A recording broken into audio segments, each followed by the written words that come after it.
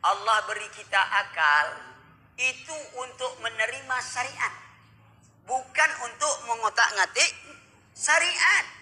Karena akal kita ini, pikiran kita ini kalau berhadapan dengan syariat, dia hanya sebatas buang angin saja, tak bisa dikalahkan.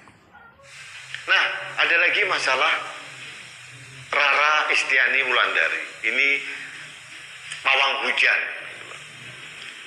Di mana-mana di seluruh Indonesia dari dulu pawang hujan itu adalah kearifan lokal.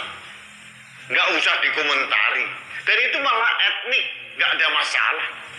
Nggak ada masalah. Sandiaga Uno juga bodohnya nggak ketulungan juga. Menteri kok ngomongnya kayak begitu. Udahlah, jangan komentar. Katakanlah memang hujan reda itu adalah kehendak dari Allah. Tapi mbok yao menghormati kearifan lokal. Wong dalam kenyataannya kita juga masih sering memakai jasa pawang hujan. Bagi saya kehadiran Rara Istiani Wulandari, perempuan asal Yogyakarta di tengah pit lane sirkuit, keren kok itu. Itu kearifan lokal yang tidak ada di dunia. Tidak ada masalah. Mereka mengatakan musyrik lah. Musyrik gundulmu kuwi.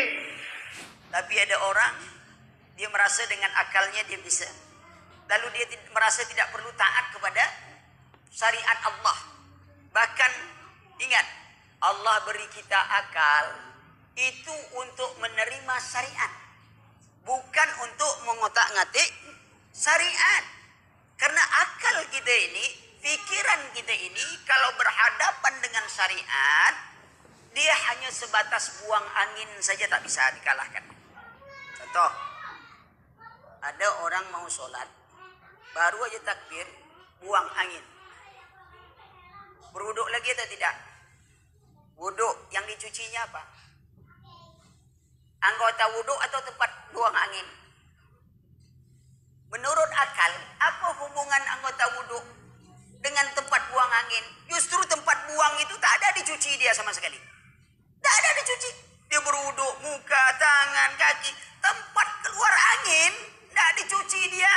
Seharusnya, apa hubungannya seharusnya tempat buang angin itu yang dicuci. Tapi kalau kita lihat ada orang buang angin, mau kemana? Buang angin pak. Tak beruduk dah pak, saya cuci aja tempat buang angin gitu. Lalu dia sholat, apa dikata orang? Gila ente. Lihat, ketika akal itu ingin menentang syariat, baru bab buang angin saja, sudah kayak orang gila dia pak. Lalu bagaimana dunia yang besar ini, problem hidup yang besar ini, yang Allah katakan wa in tanaza'tum fi syai'in farudduhu ila Allah wa rasulih. Apabila kalian berbeda pendapat tentang suatu, kembali kepada Allah dan Rasul. Dia ingin kembali kepada pikirannya. Mana yang lebih gila? Akal. Akal alat untuk menerima syariat. Pikiran adalah alat untuk memahami apa yang di luar diri dan apa dalam diri. Maka orang berpikir dengan berakal itu berbeda. Setiap orang berakal pasti berpikir. Setiap orang berpikir belum tentu berakal. Contoh, anak kecil yang belum baligh, kalau dia melanggar syariat, dihukum atau tidak? Dia belum baligh, tidak kena hukum. Kenapa dia tidak dihukum? Karena kita bilang belum berakal. Oke?